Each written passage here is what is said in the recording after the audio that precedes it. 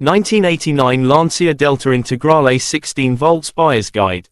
The Lancia Delta Integrale has a sporting pedigree that its rivals could only dream of.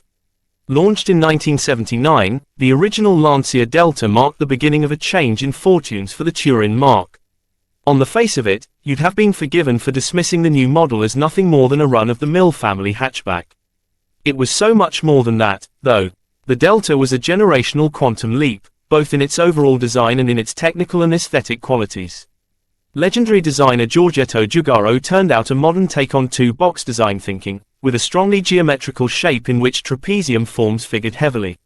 This concept proved hugely advantageous in terms of compactness and habitability, offering impressive amounts of interior space in what wasn't a particularly big car.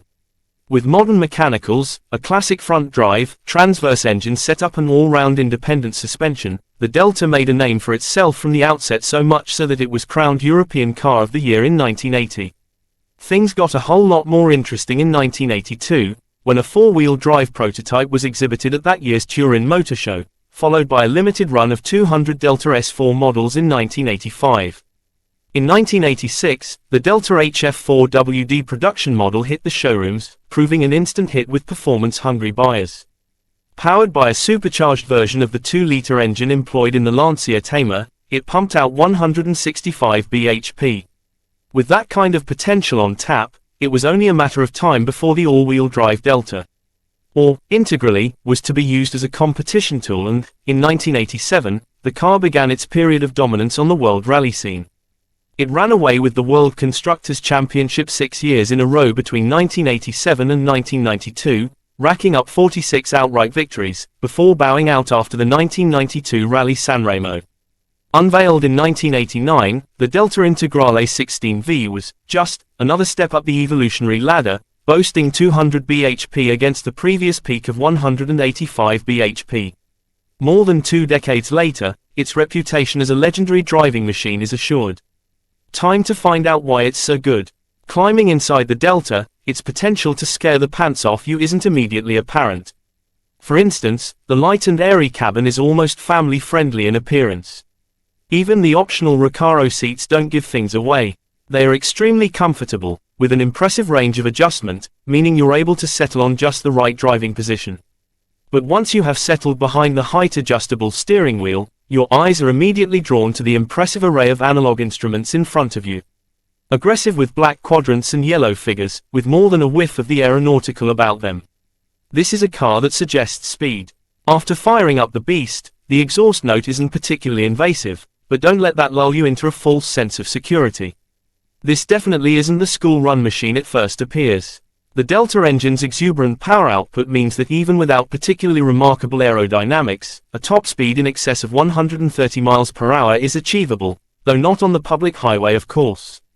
The 2-liter turbo lump offers great hunks of torque as low down as 2,000 revolutions per minute, with plenty of positive response even when the turbo hasn't fully spooled up, which doesn't take long. Plant your foot in second gear, wait half a second, then bang.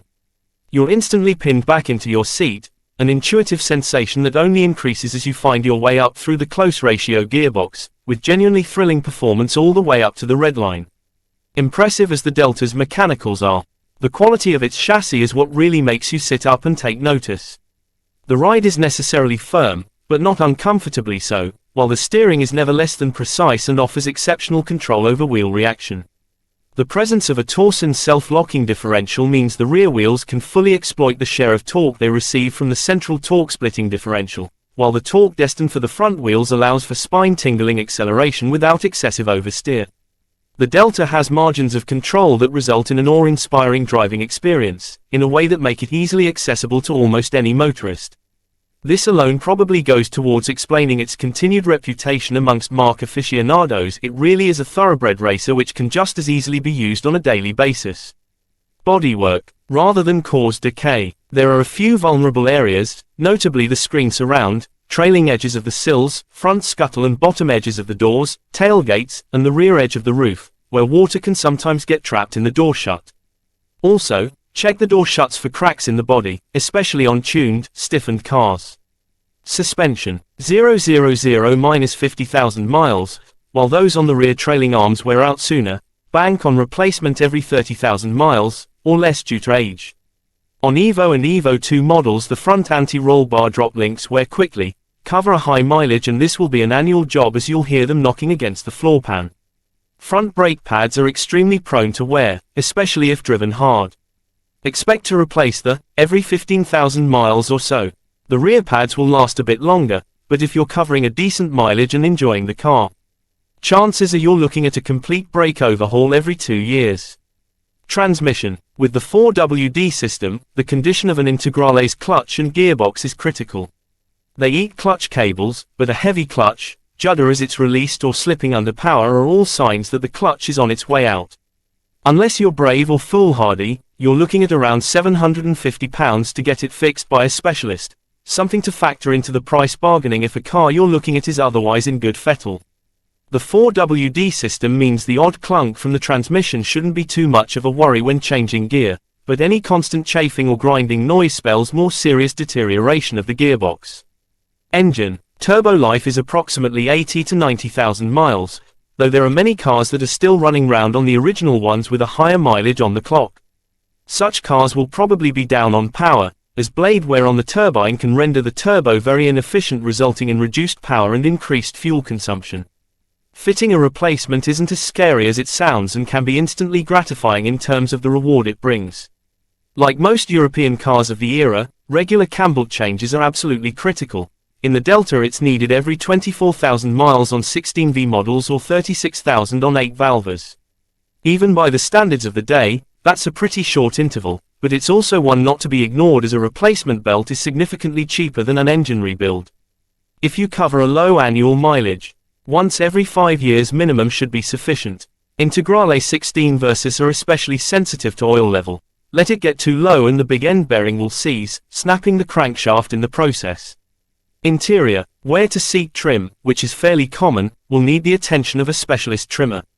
Other bits of damaged, loose or distorted trim may be hard to replace without lengthy club and auction site searches. My thoughts. Integrales are not for the faint-hearted. LHD only, flaky electronics and high running costs are all part of the experience, but live with those and you'd be hard-pushed to find a car with the same level of grip and power delivery.